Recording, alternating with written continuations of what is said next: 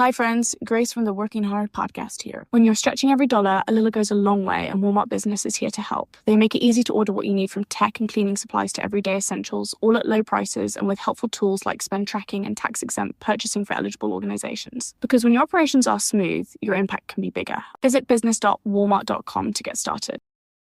Taking care of your eyes shouldn't be a hassle. That's why Warby Parker is a one-stop shop for all your vision needs. Our prescription glasses and sunglasses are expertly crafted and unexpectedly affordable. Stop by a nearby store or use our app to virtually try on frames and get personalized recommendations. Did we mention we offer eye exams and take vision insurance too? For everything you need to see, head to your nearest Warby Parker store or visit warbyparker.com today. That's warbyparker.com. Security program on spreadsheets, new regulations piling up, and audit dread? It's time for Vanta. Vanta automates security and compliance, brings evidence into one place, and cuts audit prep by 82%. Less manual work, clearer visibility, faster deals, zero chaos. Call it compliance or call it compliance. Get it? Join the 15,000 companies using Vanta to prove trust. Go to vanta.com/calm. Welcome to the Lessons from the Great Coaches podcast. I've learned that you don't do it alone. You learn so many different things from so many different coaches. That's an elite learning environment. Failure is not a problem. How you deal with it is a problem. How to be resilient. How important it is to infuse joy in the process of learning. To be a good coach, you've got to give more than you take. What an interesting life it is to be a leader.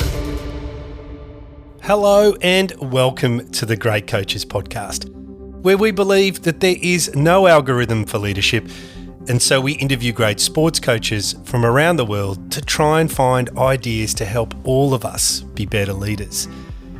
As the podcast has grown, the great coaches we have interviewed have shared so much insight and wisdom that we decided to create episodes dedicated entirely to the ideas that have resonated with us the most. Today's episode focuses on the topic of legendary coaches. And I'm joined for the discussion by two amazing people. The first is Dr. David Turner, who is a senior lecturer in sports coaching at ARU in Cambridge in the UK, and Valorie Kondos Field, universally known as Ms Val.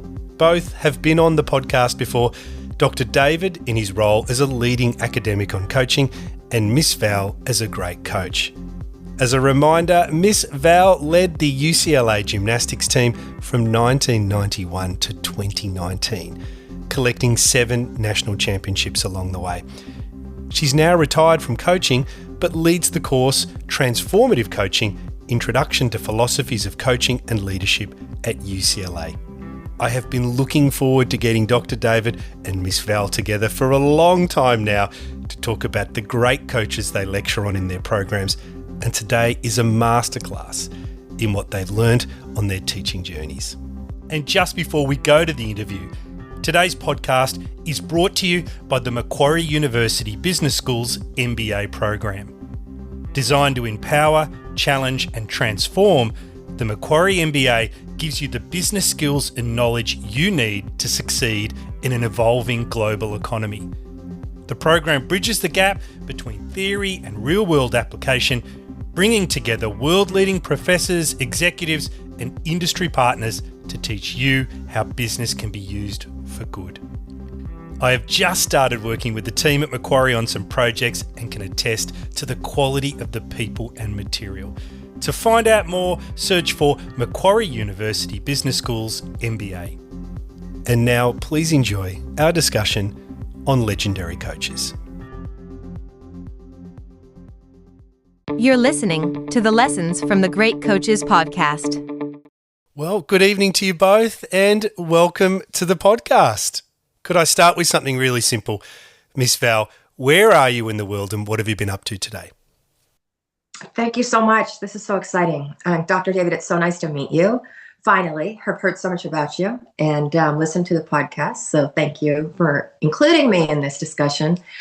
I have moved to Fayetteville, Arkansas. And a lot of people go, when I say that, because I'm born and raised in California. But when I retired, my husband and I was like, let's just go see another part of the country. And we ended up in Fayetteville, Arkansas for a variety of reasons. And I actually absolutely love it. Well, from Fayetteville, Arkansas, all the way over to David. Where are you today? I'm in the office at ARU Cambridge. It's England, so the people who run the university think that summer has started or spring started, but the radiator next to me is freezing cold. So my teeth are chattering here. But it's lovely to meet Ms Val, and I'm really looking forward to getting into a chat. And I'll just hold up her book, which I read at the weekend. Thank you. No, I really enjoyed it. Thank you. It's a terrific book. And of course, Ms Val, if anyone listening hasn't seen your amazing TED Talk, I will be putting the link in the show notes. It's one of the better ones that I've seen, particularly, you know, when you're talking to kids about winning. And of course, it's titled Does Winning Matter? But again, I diverge. Let's talk about great coaches, which is something that you both have in your hearts, and I think in front of mind for both of you when it comes to engaging with the many people that you cross paths with. And could I start by potentially just raising one of the greats, Ms Val? I know that you have this gentleman's couch, I believe, and that is, of course, the great John Wooden. Okay, yes. Since you mentioned it, hold place. Here we go. That's my mother's pillow. This is the great John Wooden's, that's not a very good shot, sofa right there. That was in Coach Wooden's office in his condo. And every time I see it, it's across from my desk. Every time I see it, I just think of the amazing humans that, not just athletes, that sat on that couch. And I remember being in his den, and with Kareem Abdul-Jabbar, and with Bill Walton, and with, you know, I could just go on and on and on naming other people.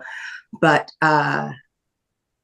yes, thank you for bringing Coach Wooden up. I'm thrilled that people around the world know who Coach Wooden is. And it is one of my charges to keep his legacy going and his philosophies vibrant, as they are timeless. I can see you've got his pyramid just behind you. Maybe I'll start by asking you about the pyramid, and if there's one element on that pyramid that connects with you more than any other. That's a great question. The pyramid is comprised of 15 blocks, and it took him 15 years to bring this pyramid together. And a lot of people feel that he developed the pyramid of success because the top of the pyramid is competitive greatness. And so a lot of people think that he developed this pyramid to help his student athletes become great and reach competitive greatness. But actually, he developed it for parents, because when he got out of high school and he started coaching, and he was teaching, and he was coaching young people as well. And the parents, as he used to chuckle and say, you know, a C grade was good enough for the neighbor's kids, but not for their kids. And so he wanted to help parents define success. And he coined, I will paraphrase it, the success is peace of mind in knowing that you've done your best. That is simply all we need to strive for. We need to not focus on winning. Coach Wooden never mentioned the word winning to his players. And I'm very close with quite a few of them. And I question this all the time. Is this lore? Is this just something that's been passed down and it's kind of been tweaked? But they say, no, he never talked about winning. He would always say, if you give, like in a game, his pre-game speech would be something like, if you give your best today, I'm sure that you will be happy with the results. And that was it. So getting back to your original question about the blocks of the pyramid, the cornerstones are what I always come back to: industriousness and enthusiasm. And when I speak with kids, I always bring it down to effort and attitude. And in anything in life, if you just bring those two things, then the rest will happen. You will more than likely have a good outcome. Because when we get under stress, life gets overwhelming. And to think about all the other 13 blocks of this pyramid can be overwhelming. So to me, I go, okay, let's bring it down to effort and attitude. Industriousness, which is not just working hard. Industriousness is working smart with intention. That is the effort. And enthusiasm, the other cornerstone, which is your attitude. Bring enthusiasm to every single thing you do in life. Okay, I'm going to name drop right now. We're going to pivot from coach 1 second. I had a lovely, lovely 1 hour conversation with Kobe Bryant. And the majority of that hour, we talked about the importance of infusing joy into everything you do. And the difference between joy and fun. Fun is external. Fun is stuff that just happens and it's fun. Joy is that sense of pride that you develop from bringing industriousness and enthusiasm to everything you do. And as Kobe said, his joy came from getting up and working out at 4:30 in the morning, putting in 2 extra hours of workout before the team showed up, because that was that sense of joy and pride that nobody could take away from him, regardless of what the score said that night. And that is the magic of the corners of the pyramid of success by Coach Wooden. You know, that idea of joy and learning being linked was so powerful when you said that in the interview we had with you, that we use it in the introduction to the podcast, so people will hear it in the opening. They'll hear you talk about it. But love it. Dr. David John Wooden has also connected with you on the other side of the ditch, I guess we could call it, in a country where basketball is not even really a mainstream sport. Yeah. I mean, I started lecturing in higher education in sports coaching around the turn of the century. And as I say, I knew I had to get up to speed with the theory, but I knew that theory was more accessible to our students if I talked about human stories. So one of the first books I read was a book called Beyond Winning by somebody called Gary Walton. You know, there's a great chapter on Wooden in there, but it paints pictures of several coaches and who they were. So Ms Val's absolutely right, obviously, that, you know, he didn't mention winning in 40 years of coaching, but he also rarely scouted the opposition as well. He was more concerned with making his team as good as they could be, which seems weird to us now with all our performance analysis, etc. John Wooden has been an inspirational character, not just to myself, but to my students. I know several students who I would describe John Wooden as being their distance mentor. They've never met him. They're not going to meet him. But, you know, he's a significant influence on their life. I think the incredible thing about the great coaches or the legendary coaches is that they have a timeless quality beyond even being on this earth. Percy Cerutty, the athletics coach, the Australian athletics coach, who's very eccentric. But every time I read about Cerutty before I'm going to talk about him, I end up going for a run because he just makes you want to run from somebody who's been dead for decades. You know, you want to go out there and run in nature because that's what he celebrated. And going back to Wooden, talking about the pyramid for a sec, and I'm sure this is picking up on something I read in Ms Val's book, but I'm going to pick my part of the pyramid as the bit that's missing, the bit that he said he might have liked to have put in there, which was love, which was the cement between the blocks. You know, and I think that's really important and comes through in Ms Val's own coach development story. And then finally, I don't know if everybody knows where the pyramid of success came from. Ms Val's obviously right. He meant this to be for parents, right? But as I understand it, this was when John Wooden was a pupil himself in a one-room schoolhouse in the Midwest.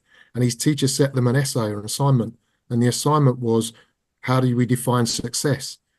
And the power of an educator, that person in that one-room schoolhouse has set this child on a journey who takes them into coaching, that he continues to think about what success is and to evolve that pyramid over decades and then passes it on to players. It goes through to business. You know, the power of the ripples in the pond, if you like, is incredible in that regard. Mm-hmm. I love the fact you brought up love, because Coach Wooden, his stance was always folded arms. I should have worn I have his sweater vest. He would fold his arms and he would, you know, look like this, and he would be so disillusioned that he did not put love as one of the blocks of the pyramid. So he felt the pyramid was incomplete. And I, in my boldness, would always argue with the great John Wooden. And I would say to him, no, no, no. If you had put love as a singular block in the pyramid, it would have diluted all the other blocks. Because in order for those blocks to come to fruition, to really come alive, you have to infuse love into the process. And he would chuckle and go, honey. And he never agreed with me. But I do know Coach Wooden was stubborn. So maybe that was the reason he didn't agree with me. So, Ms Val, you're teaching at UCLA. I'm assuming the class is full of not sports people. It's a whole mixture of students coming in there from all different disciplines, whether it's business, engineering, and indeed philosophy. What is it they take away from it? What do you think stays with them at the end of the discussion about John Wooden? About Coach? That his maniacal attention to detail is not something that has been embellished over the years. Because with every one of my classes I teach, we study a different coach every week. And I have a guest come in that either played for that coach or coached with that coach. And so everyone that we have come in that played for Coach Wooden says, no, no, no. The freshmen, first thing that they had to do was learn how to put on their socks. And he would sit with them and instruct them very meticulously how to not have wrinkles in your socks, and then how to tie your shoes. And so the whole no wrinkles in the socks was so that you wouldn't get blisters, because if you got blisters, you wouldn't be able to run as well and pivot as well on the court. And it's the same with the shoe. If the shoe came loose, you would not be as efficient on the court. And so that little attention to detail that he put into every single day is not something that has, as I said, has been embellished. The other thing that they come away with is he never varied from who he was, his authentic self. He knew he was a Midwestern young man from Martinsville, Indiana. He was a devout Christian, very strong faith, regardless of where they were on the road. He would find a church to go to service Sunday mornings. He would invite anybody from the team that wanted to join. He would have conversations with his student athletes about the importance of belief in something. And it didn't have to be a Christian God. It could be whatever you wanted that to believe to be. But take time in solitude and in stillness and figuring out what you truly, truly believe. And then make sure that your actions, your integrity is in alignment with your actions. Your actions are in alignment, with that moral compass. And that those little attentions to details, that is the one commonality that I find in all great people of success, regardless of their coaches or in the business world or wherever, is, and this is the topic of my new book, Sweat the Small Stuff. They sweat the small stuff because everybody does the big stuff. Everybody shows up, they warm up, they condition, they do the drills and skills, they do all that. It's the attention to the small stuff that separates you in an authentic way. You can't, the person we study after Coach Wooden is Bobby Knight. And I don't know if your listeners, Bobby Knight was the head coach of Indiana basketball, volatile, potty mouth, physically volatile. And however, the commonalities are they sweat the small stuff, the attention to details. I want to talk about this whole idea of emotional inconsistency, if I can, Dr. David, because what I took out of John Wooden was he seemed to be well ahead of his time in not being militaristic, if I'm getting that word correct. He wasn't of the military. He wasn't, drilling people. He wasn't barking orders. He was very much into this. He seemed to be into this empowerment, this unleashing of energy, which is very different, I think, from people like Bobby Knight. How does he come across in England when you've got this juxtaposition of these stoic football coaches, like Sir Matt Busby and so forth, and Alex Ferguson that are equally as famous on that side of the world? Yeah, I mean, I don't think John Wooden was any pushover. He was pretty strict as far as I understand, and he was pretty uncompromising. There's that moment when the players come in during the 60s with facial hair during pre-season, And, he basically says, look, the rule on facial hair, you can't play. And the guys say, well, look, it's our rights, people are fighting for their rights on the streets, etc. And John Wooden says, yeah, I really admire that, standing up for your rights. And we're really going to miss you.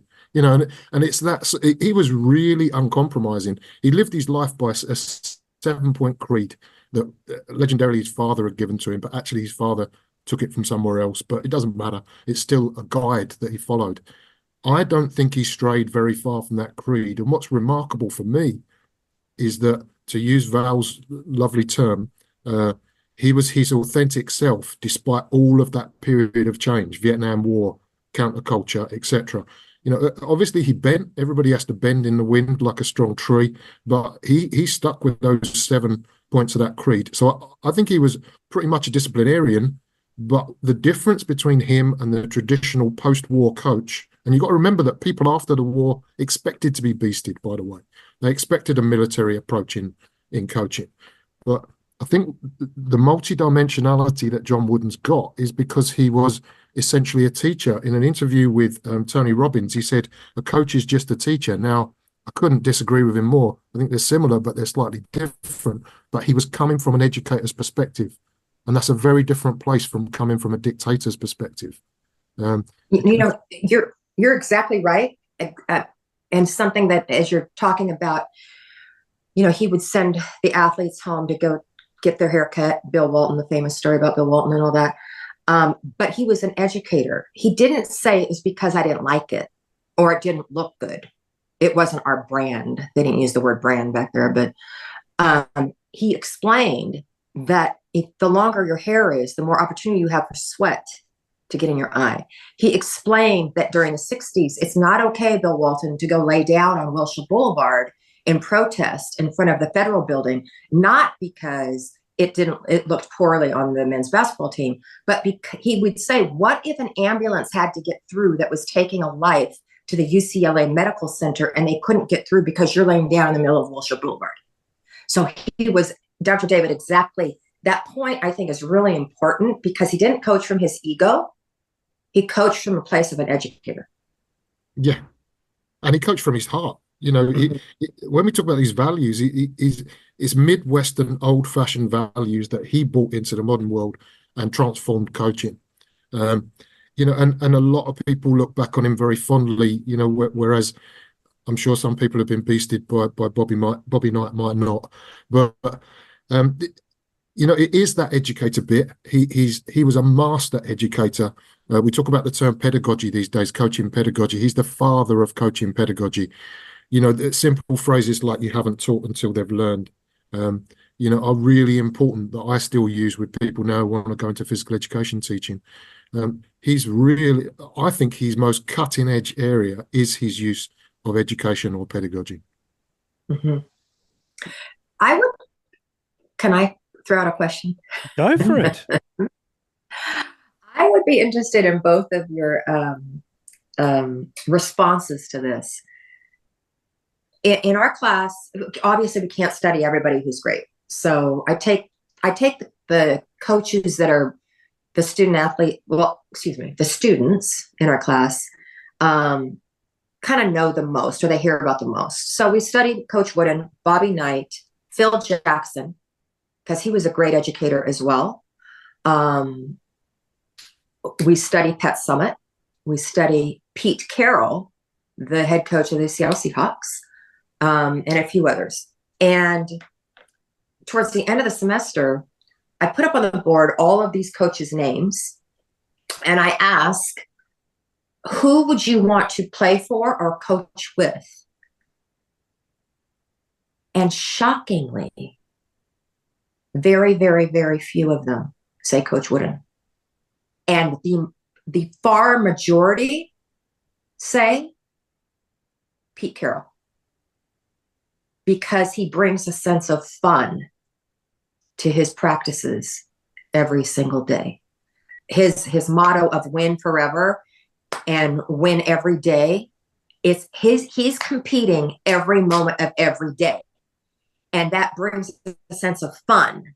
And I don't know, my question to you is, do you feel that would have produced the same results 20 years ago, 30 years ago, would the students have responded the same way, or would they have wanted a less fun, more stern, dogmatic, dictatorial style? Yes, Dr. David.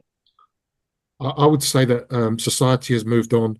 I would say that a democratic coach with a democratic style and even a collaborative style is more in fashion now than they were ever before. If I think about association football, which is our national sport, it's changed a lot. There are no dictatorial coaches in the style of George Graham or Sir Alex Ferguson at the top level, because the players have a lot of power. You are sharing power. You are, if you're Pep Guardiola, you're persuading a bunch of potential mercenaries to take on a project that's bigger than themselves.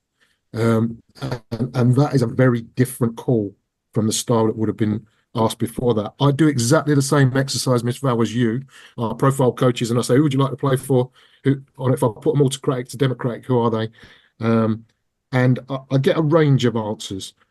But although society, I was going to make the point that although society has changed, and I think there will have been more of a fashionable style now, and we see that in the direction of travel, right? We see that in the direction of travel of your own story. We see that in the travel of Pat Summitt, who very much like yourself, didn't have anything to go on, so she copied the dictatorial people around her initially, and then became a much more athlete need-centered coach as she went on. But my point is, even within that, we can't take averages as meaning everything. Some people like to pay for these boot camp classes where if you put your hands on your hips, you do 20 press-ups, right? So there's always going to be the individual preferences within that. But I think the shift has been towards more democratic, more collaborative coaching styles at top level. I find it fascinating, and I know I have to answer, otherwise I'll get in trouble from Ms Val. I probably would have said John Wooden, but I would have said it, and I would have said it as a person who was interested in leadership. If you'd asked me as an athlete, I think Pat Summitt would unlock your potential. I think I'm going to ask you about Pat Summitt later in this interview because I'm fascinated by her. I've been reading a lot about her at the minute, and I want to get your view. I think she can unlock potential in individuals, and I think Phil Jackson unlocks potential in teams. But if I was sitting in your class, I would be interested in the leadership aspect of this. And from that point alone, I find John Wooden absolutely fascinating. I thought he was, and why do I find him fascinating? He was just so far ahead of the curve. What he talked about 50 years ago is now the norm. And will be, I think, for the foreseeable future. I'm sure it will change again. And I know that Pete Carroll talks very deeply about values and being very values inspired and unlocking energy in others. And I think that will continue to be important. But for me, it would be definitely Mr. Wooden. It would be, if I could have, that's that famous question, if I could have one of them at the dinner table, I probably would like him there. But Ms Val, can I talk to you about Pat Summitt? I am fascinated because I'm the father of two girls, two daughters, 17 and 14. I'm not sure I would want them in her program. I have to be honest. But Why? she did. I think the early Pat was just, she was just too demanding. I don't know if my daughters are very, they're very strong, very independent, wonderful young women. I just don't know if I'd want them being whipped or corralled or cajoled or, as she says in the book, emotionally manipulated. And she openly says that in the book, in a couple of her books. I'm not sure I would want that. Mm-hmm. But the way she talks about managing up, she has this great phrase she uses in the book. She says, "Don't cut what you can untie." And I thought, oh gosh, from a stakeholder management point of view and from a leadership point of view, I find that absolutely fascinating. But for me, she's a bit of a conundrum. And I know both of you have studied her, and I'd love to get your impressions. Potentially, Ms Val, if I could ask you first how you engage with her today. Yeah, I never met Coach Summitt. I'm close friends with some people who played for her.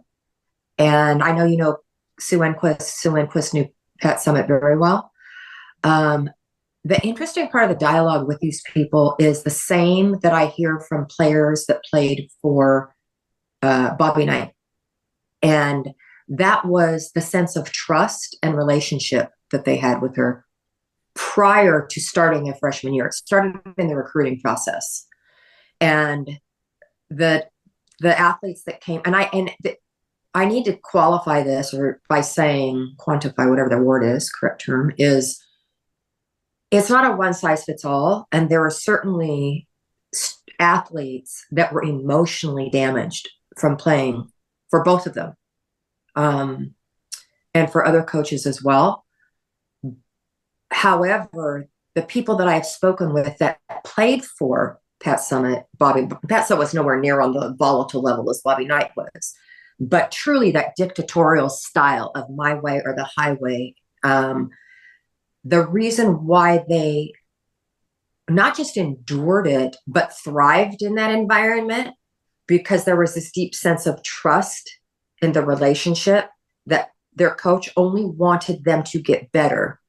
And they understood that the concept of iron sharpening iron was very strong. If you wanted to achieve just greatness, okay, the iron sharpening iron had to be of this pattern.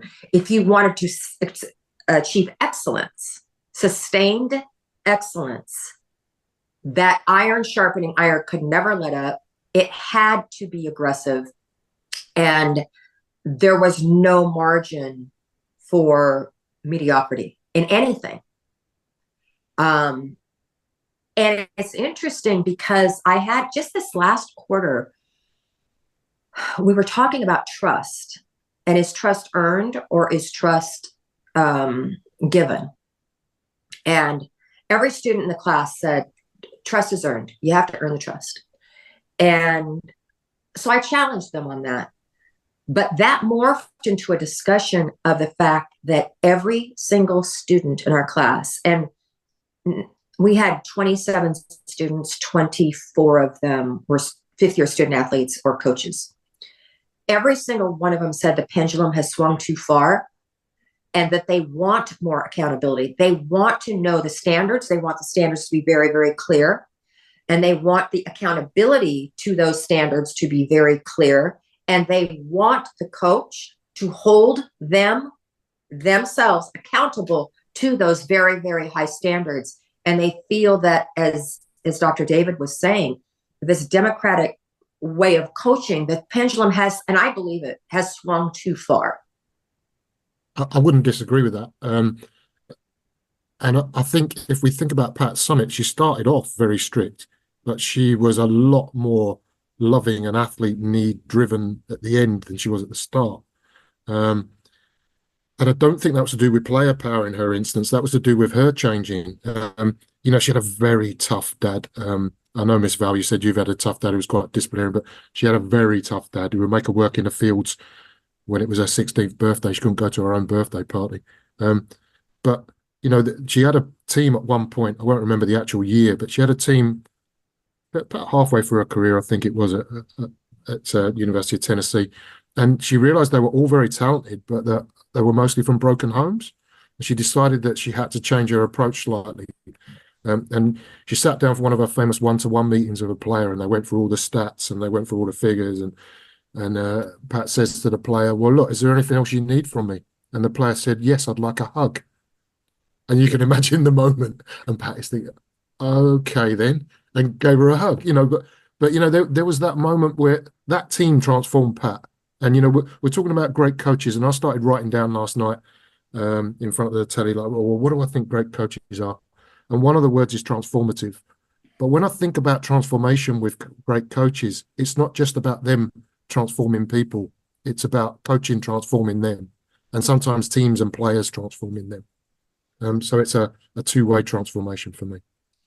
I 100% agree with you. I'm so glad you brought that word up, because that's a buzzword these days, transactional versus transformational, or transformative. And all the students will ask our guest, as in like Pat Summitt, would she have been successful today? And the guest says, absolutely, because she would have transformed. She was a transformative coach. She would have figured it out. how to work with NIL, how to work with the transfer portal, how to work with being a little bit more explaining her whys for her rules a little bit more. The same with Coach Wooden. You know, people say, I mean, ever since he died, they've said he would not be successful today. Yes, he would have, because he was a transformative coach. And as you said, it's not them transforming the student athletes. The transformation starts from within. Yeah. You know what I'd like to really do is take you on a quick whistle stop tour of this back of a fag packet, as they say over here. Get list of the kind of qualities of legendary coaches that I wrote down, because they're all connected, and the things you're saying are connecting with it. So I've got transformational there. I've also got the word unfinished, because I don't think any great coach or legendary coach that I know of considers themselves to be the finished product. And as soon as they did, they'd be falling away. A colleague of mine the other day talked about coaches as being like sharks. If they don't swim forwards, they sink. So I also think there's the humility there, because if you consider yourself unfinished, you've got the humility to continue learning. Going to challenge you, Paul. Who said this quote? Humility is the seed of continued excellence. Which great coach. Gosh. Oh, I'm sorry. I don't know. I feel like I should. It wasn't Lombardi. I can tell you that. Who was it? No, it wasn't.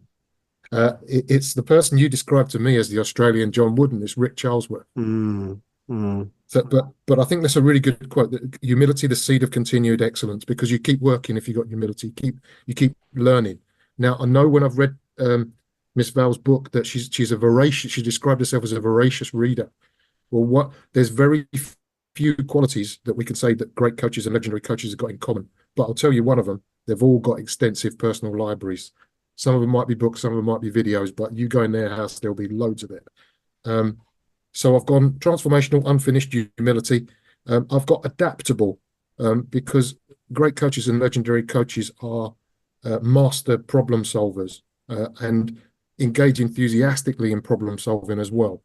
And I think adaptability is the greatest quality that coaches need. Finally, committed. If there's one thing we know about expert coach, I don't believe in expert coaches. I believe some coaches have expertise, but there's one thing we know about them.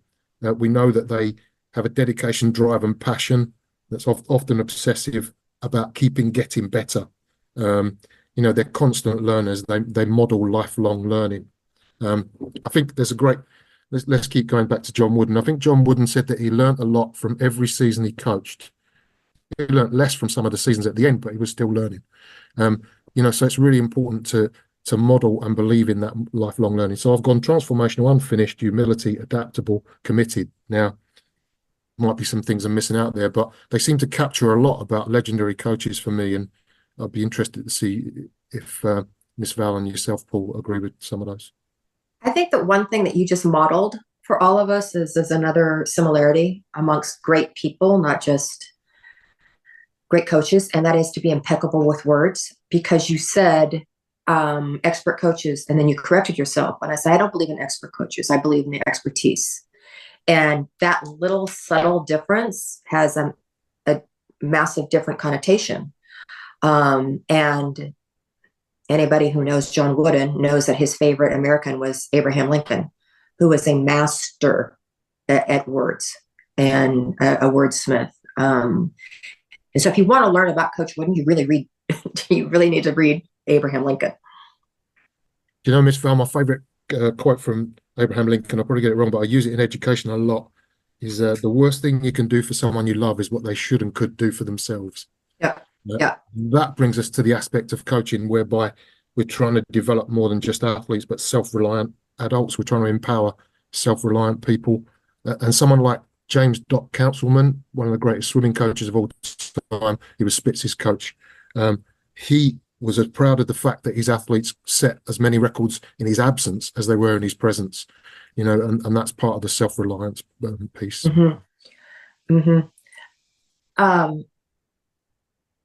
I just want to bring up a little sidebar here. So many people are overly concerned with plagiarism, and now with AI and all of that, which I agree with. We need critical thinking of our own.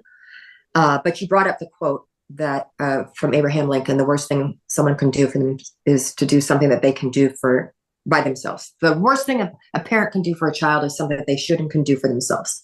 Yeah. And Coach Wooden used to say that all the time. And there are so many maxims that we attribute to Coach Wooden that actually came from President Lincoln. And when I bring that up in class, a lot of times the kids will kind of go, well, Coach Wooden stole that. And I was like, no, let's get away from that. Let's understand that anything that is of truth, anything that is truthful is going to stand the test of time. And it has been passed down since the dawn of man. So what we do is we take people within our own generations to put a little bit different verbiage to it, to be able to make relatable for us. But if it is truthful, it has been repeated. And a lot of this is Coach Woodenisms have been repeated from the Bible. Okay. But that doesn't dilute the message. And so when you can give a citation to someone who said it, great, do that, but don't miss the message and don't miss sharing that message because you don't remember who said it. Business is booming, but you know what really helped? Xero, the accounting platform for small businesses. I used to think spreadsheets were just part of it. Ugh. But real-time cash flow? Wow. Invoices that chase themselves? Even better. Books that automate? That's a big one. And I can keep track from my phone while I get the job done. No spreadsheet in sight. What a life. Do right by yourself and your business and search Xero for your free trial. Conditions apply. Hi friends, Grace from the Working Hard podcast here. When you're stretching every dollar, a little goes a long way, and Walmart Business is here to help. They make it easy to order what you need from tech and cleaning supplies to everyday essentials, all at low prices and with helpful tools like spend tracking and tax-exempt purchasing for eligible organizations. Because when your operations are smooth, your impact can be bigger. Visit business.walmart.com to get started. Yeah, I'd agree. I mean, there are some issues when you become so iconic as someone like John Wooden, you become your own legend in a way. And the story about his dad passing him the 7 points in the creed is slightly overblown. But your point is that, we can't let that obscure the truth. I mean, John Wooden's book, A Lifetime of Observations on and Off the Court, is one of my top 10 coaching books ever. In fact, it doesn't even stay in coaching. It can go beyond that. There's so much wisdom in that book. And it's so digestible. I mean, I remember reading it on a luxury cruise through the Mediterranean, sitting on deck. It's that sort of read, but it's that sort of wisdom as well. And the accessible wisdom that Wooden had is really impressive. It's a trite comparison, but he's the Yoda of sports coaching for me. On Yoda, I think I should jump in there. I want to just comment on the list you put together, and I want to bring a different perspective. So I am learning from legendary coaches as a business person. I think the story that led to this podcast was, I was a CEO running breweries in Europe, and I wanted to talk to leaders who I thought were the best in the business when it came to influencing people so that thrived, and they were sports coaches. And so when I listened to you play back unfinished, transformative, humility, learning, adaptable, obsessive, these are not necessarily leadership traits of CEOs that I have experienced, which is why I think there's so much rich learning that is applicable in other areas. I mean, the whole idea of care and love when it comes to great coaches, they talk about that openly. They are not afraid to embrace their players. I'm talking to a football coach in a couple of weeks that kisses his players before they run, an American football coach, before they run out on the field. This kind of intimacy is not present in the workplace. And yet we can still learn the value of care, and I think bring that into the workplace and unlock more energy and motivation. So I think the lessons are very palpable and very real for all of us, whether we're sitting on the deck of a cruise ship in the Mediterranean or whether we're sitting in an office deep dark in the corners of Melbourne at 11:30 at night on a Tuesday. Ms Val, can I move us forward if I could? Yep. Could I take us to Phil Jackson? Because I've read the books. I'm not a huge basketball fan, but what comes to mind is just his ability to build teams. Now, I'm wondering what lessons that you tease out in the course that are applicable to your students? I feel that one of the things that I get when I read about Phil Jackson and again speak with his players, and the sports psychologist that worked with him, is that this idea, not idea, but this transformative ability to transform the relationship that he had with his with his athletes, that came from a place of love. And because he got to know his athletes individually, and one of the things that I think was just so obvious, not obvious, whatever the word is that I'm trying to find, is that a lot of coaches, a lot of CEOs will find the book for this quarter that we're all going to read and we're all going to study and it's going to be great. And I think that's wonderful, so that we're all on the same page. We have a commonality of what we're learning. But he would give a different book to each player that he felt would resonate best with them. So when you're looking at about someone like a Michael Jordan versus a Dennis Rodman, two very, very, very different people that you're trying to get on the same page to accomplish a common goal. And I just imagine being a player and having a coach that invested in me to learn about who I am and what would resonate best with me. That connection is the connection, those little micro connections. I feel it was part of his genius.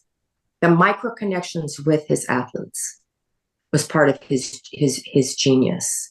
And as we're saying, this consistency, his authenticity, what he went through in sharing what he went through growing up in a Christian household and sharing what he learned from the Lakota Indians and sharing and bringing all that meditation and why, and not just saying we're going to do this because this is going to make us great, but explaining the why behind it all.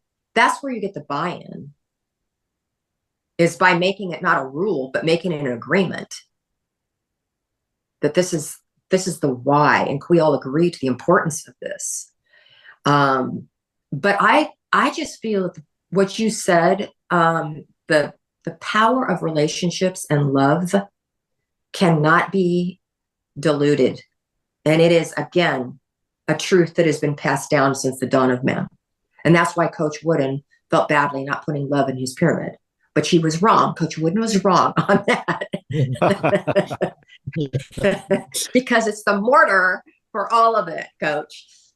I've just heard so many people I've interviewed talk about it. And the first couple of times I heard it, I was like, oh, okay, it's interesting. And now I've probably heard it 50 times. And, I think if we interviewed 50 CEOs, that word's it's not in the list. It's not. Not in the list. I just want to share something personally. People have asked me, about my career. I've been retired now 4 years or so. And in looking back on my career, not just as a head coach, but I was there for 8 years as an assistant coach. So 37 years. The athletes that to this day, I do not have a good relationship with are the ones that I never developed a relationship with. And it doesn't have to be a relationship where you're going to lunch or going to coffee and doing all this. It's simply about showing them that I cared, those micro moments of care and love. And showing up during, before practice starts and saying, how are you doing? Like, not how is your gymnastics going? How are you doing? Not how's school? How are you? That's a very powerful question to ask someone whose identity is placed on how many points they score. Because every time I would ask a student athlete, especially a freshman, sophomore, how are you doing today? They'd go, oh, and they would respond with how workout went or how school's going. And I would say, we can talk about gym or school if you want, but I asked you about you. And they would be a bit catatonic at the moment. They're like, she cares about me as a person? And so if I have any regrets, it's that I didn't take those micro moments that I had with those athletes to develop a better connected, trusting relationship. And not that it would have turned out kumbaya. We may have had the same results, but I could have done something a little different in those moments. I've heard many people I interview describe that as, and again, a phrase I'd never heard, meeting people where they are. I had never heard that phrase. I didn't know what that phrase meant. And I've heard it quite a number of times. And it is I've often tested it in my own life, and it is a very powerful way, I think, with engaging people beyond their ability to just produce a service or deliver their role. I think it's a very powerful idea, and I think it comes through with a lot of coaches in all elite levels. I think they are able to unlock that and do that in a very authentic way. And, Dr. David, I think I've just finished reading Sir Matt Busby's books from the 50s, the ones that he wrote himself. And he actually talks about that. He wants footballers, he wants to know them as if they are part of his family. And he uses this type of language. And I read about it and I look at where teams like Man United are today, and I just wonder, they've just got so far away from the pioneers that built this club, the essence of where they were and what made them great. And they don't have to look very far, right? I think you've got Thomas Frank, and I think you've got Pep, who are really leading the chain. And of course, we've got Mr. Klopp as well. But how do you think this idea of Phil Jackson and micro connections connects with people that you talk to at Cambridge? Yeah, I haven't talked to anybody here about Phil Jackson, but I've done presentations about him in the past and read a lot about him. I would completely concur with Ms Val about the fact that he reinforced and explored connections. The books that he gave people is a great example about that. He grew up as a Christian. He wasn't allowed to go to the movies until he was very old, but he used the movies a lot. He used to splice movies in. So he once showed the team a clip and spliced in The Wizard of Oz to show that they didn't have any brains, any heart, and any courage, that sort of thing. But I'm not using that as a great example, but it's like the way that he would try to connect with people through different mediums, and through the influences of Lakota Sioux, through Buddhist influences. Some people said they just went along for the ride to please the coach, but some people engage with it. But it doesn't matter if the coach is using tools that are authentic to who they are and where they're coming from, what they believe in. It matters if they're leaving that path. I mean, I think, yes, he's a master of developing teams, but his famous phrase that I really like is selflessness is the soul of teamwork. And giving yourself over to the team in the way that he persuaded Jordan to, so that the little saplings can grow where the big tree didn't let any light in before, is his most masterful achievement. And people always say with coaches, he didn't do it without a superstar, without Kobe and Shaq at LA, etc., without Jordan and others with the Bulls. But those players didn't win many rings without him either. I don't think Jordan won any rings without him. So it's a synergy between the two. He definitely made deep connections. It was definitely because of his authenticity, but it was also because he was an unorthodox coach who used different approaches that were refreshing, innovative, cutting edge, and took them places that other teams weren't. How do you play against a tactical system that has no set plays, where the team are acting intuitively because they know each other well and they're connected within a framework that helps them to become connected? And that was the triangle offense that worked so well for him. Mm-hmm. What you just said is what we started with, Coach Wooden's definition of success, and the fact that he never spoke about winning.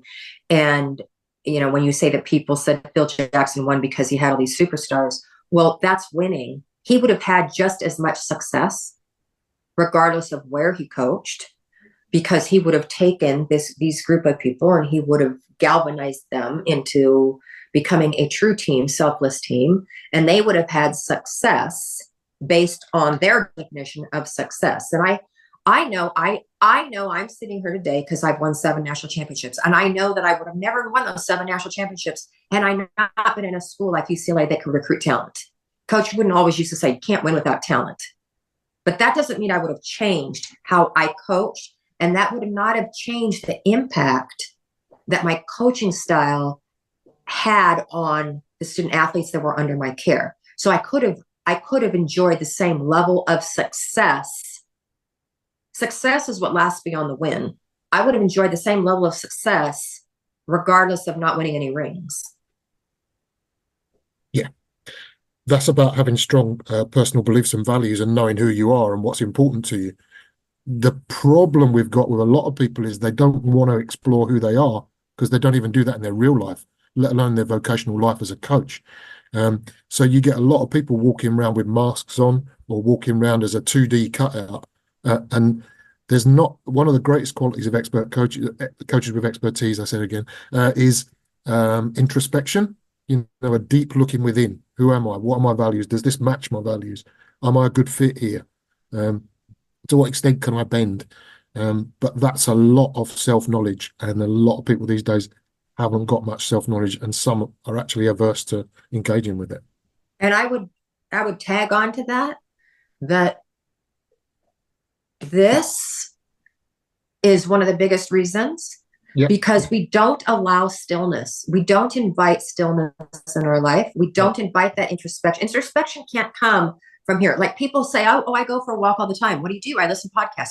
That's great. Love podcasts. We're doing a podcast right now. But at what point in your day do you schedule in stillness to be able to have introspection and self-awareness? Yeah, Ms Val, were you talking about, you said the psychologist with Phil Jackson. Were you talking about George Mumford, or were you talking about someone else?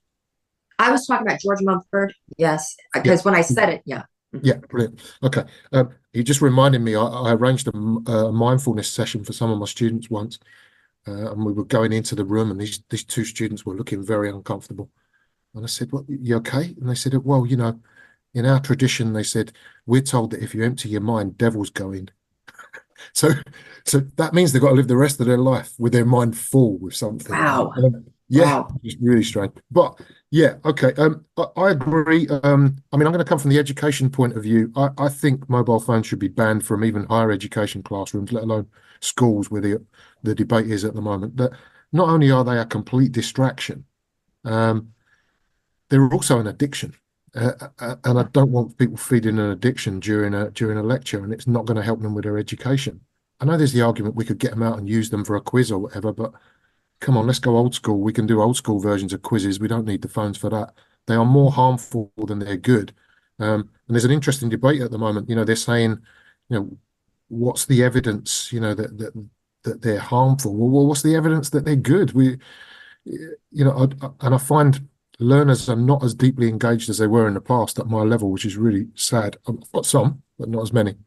Anyway, we're probably going down a rabbit hole there. We are going down a bit of a rabbit hole. And I remember at the start of this, I thought we'd only go for 30 minutes, and we're clocking in at an hour. So I'm going to ask one final question to both of you.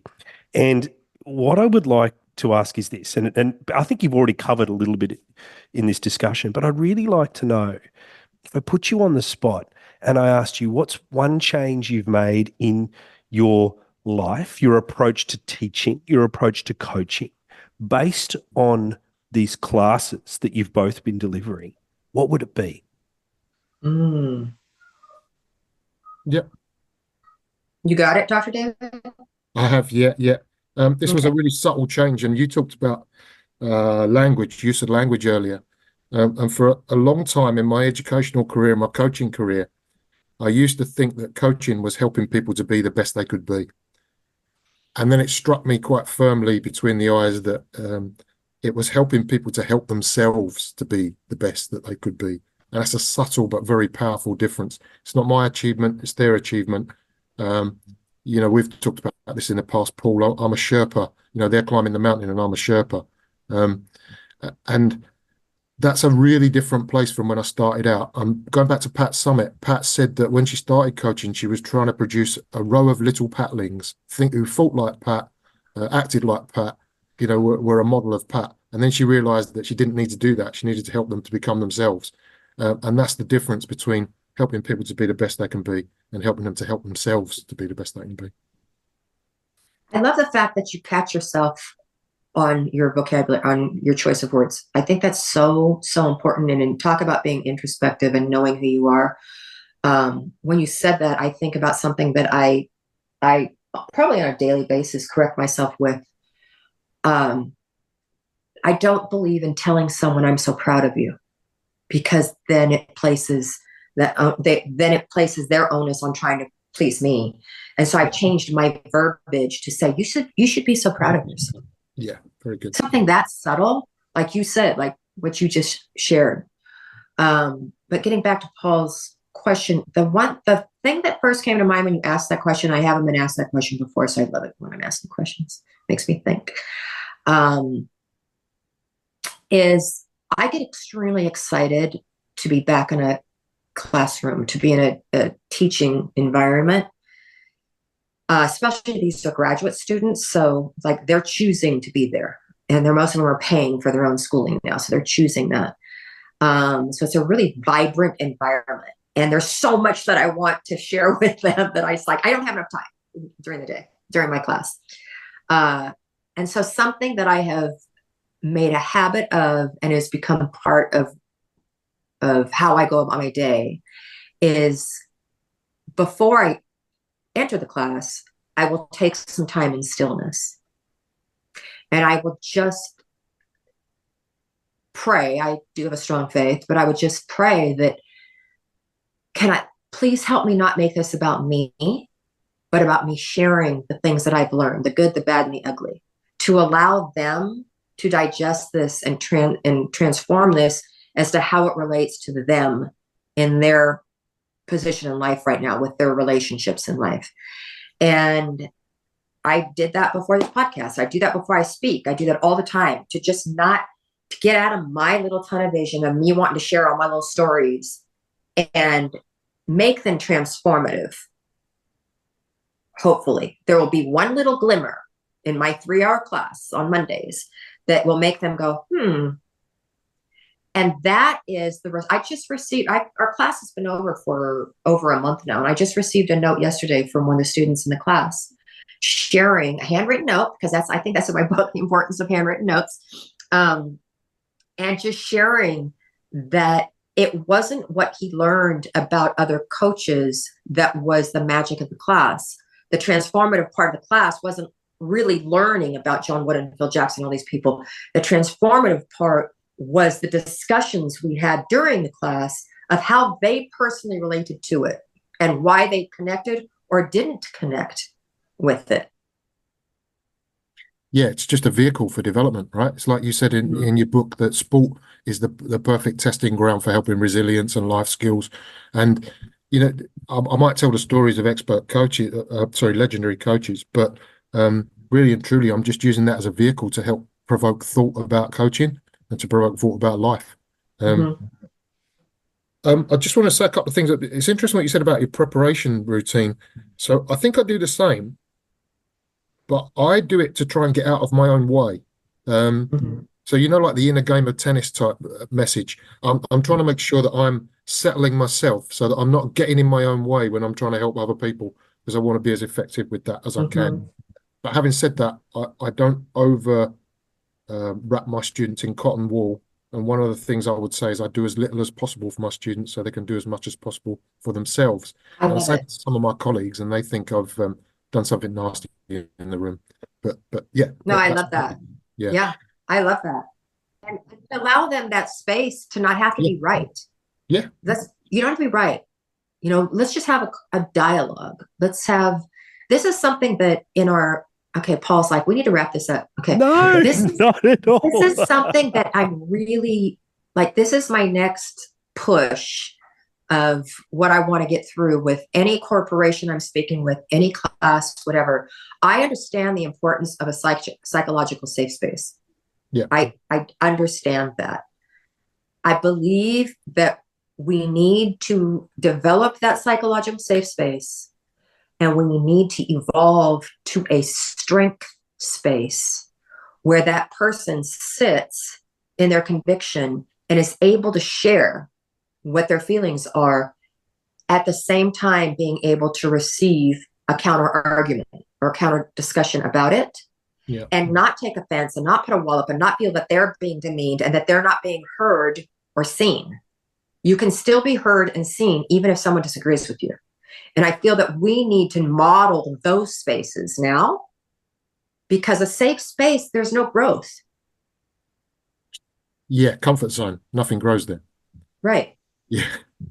Well, this gets it's getting into the uncomfortable where we grow. This gets back to something that I fundamentally believe, and I'll ask you both this, but what is the role of a great coach? What do you think their role is? I was thinking about this, and I think it's to enable people to go beyond expectations. And again, Rick Charlesworth talks about this. He talks about none of the athletes have had realized how good they could be. And, you know, his role is to help them raise the bar, he would say. Still trying to write that article about him. That's the title. So it's that helping people to go beyond where they thought they could be. I got a lovely email from somebody today who's just finished their thesis, and I haven't marked it yet. That's probably why they're sending me a lovely email. But they're saying, you know, couldn't have done it without you. And my first impression was to go back, no, you could have done it without me. But for now, I'll shelve that. But it's really nice that people feel that you've added value on that journey. And that, I think, is the role of the great coach or the great educator.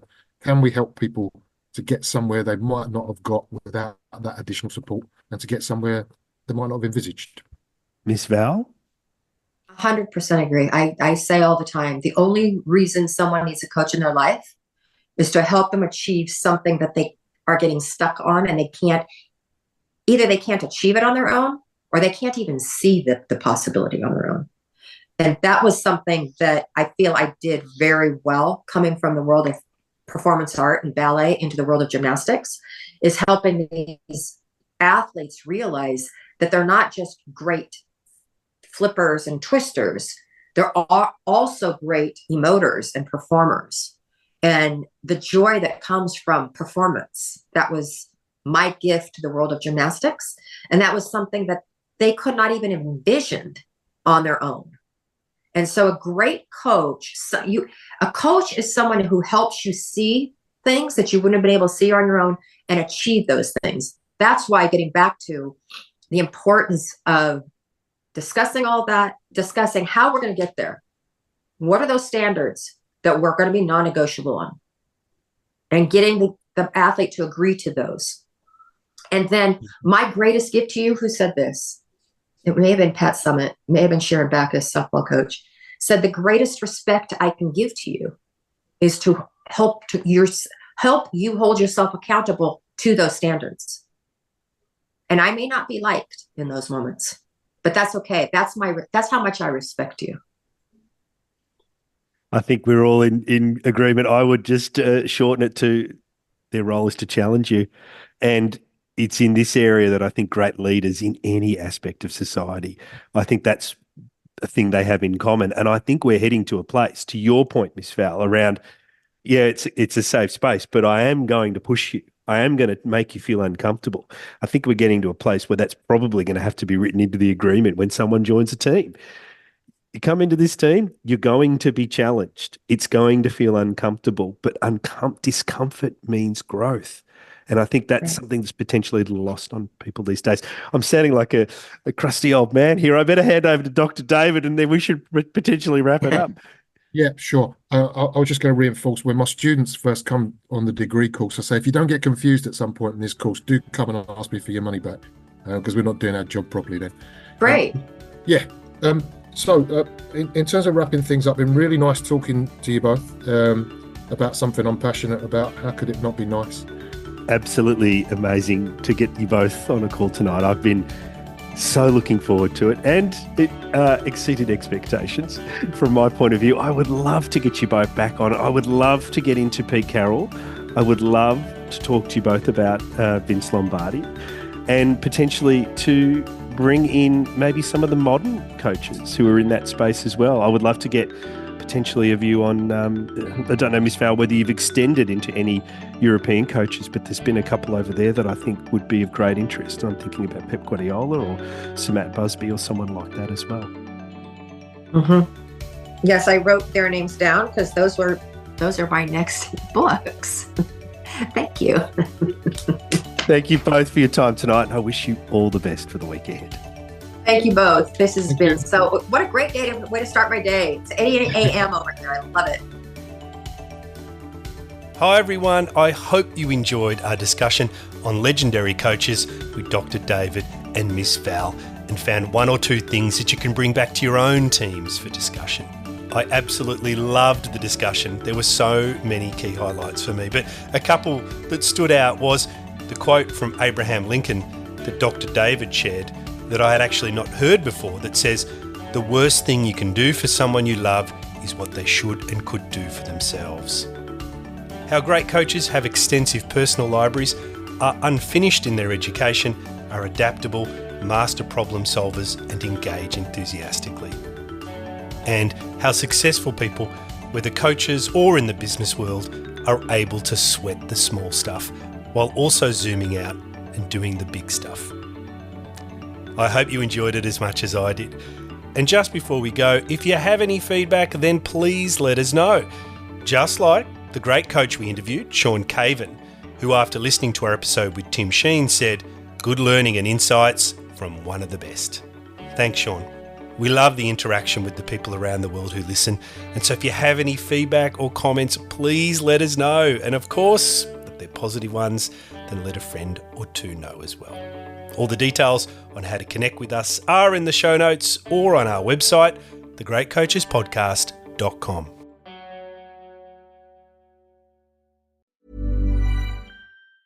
Business is booming, but you know what really helped? Xero, the accounting platform for small businesses. I used to think unpaid bills were just part of it. Ugh.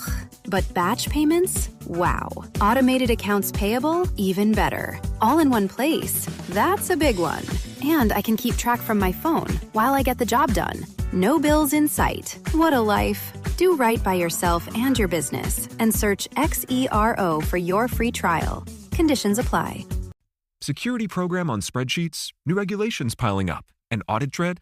It's time for Vanta. Vanta automates security and compliance, brings evidence into one place, and cuts audit prep by 82%.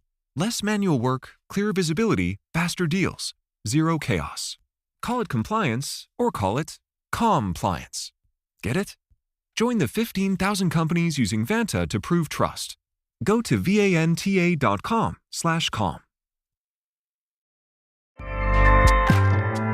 Acast powers the world's best podcasts. Here's a show that we recommend. Do you love Beyonce, Madonna, Taylor Swift, Rihanna, Charli XCX, and Lady Gaga? I'm DJ Louis XIV, and I host the podcast Pop Pantheon, where each week some of the greatest pop music minds from across media and the internet join me to deep dive on the careers, discographies, and legacies of all your pop faves before ranking them in a system of tiers we call the Pop Pantheon. From the icons to the mere superstars, all the way down to our most beloved flops. We're breaking down the world of pop stars with a sharp critical eye and the passion of an ardent stan. Whether you're already a pop superfan who just wants to geek out, or a curious outsider looking for a new lens on the soundtrack to our everyday lives, Pop Pantheon will help you reimagine the work and impact of some of the most famous musicians on the planet. Subscribe and listen to Pop Pantheon wherever you get your podcasts. Acast helps creators launch, grow, and monetize their podcasts everywhere. Acast.com.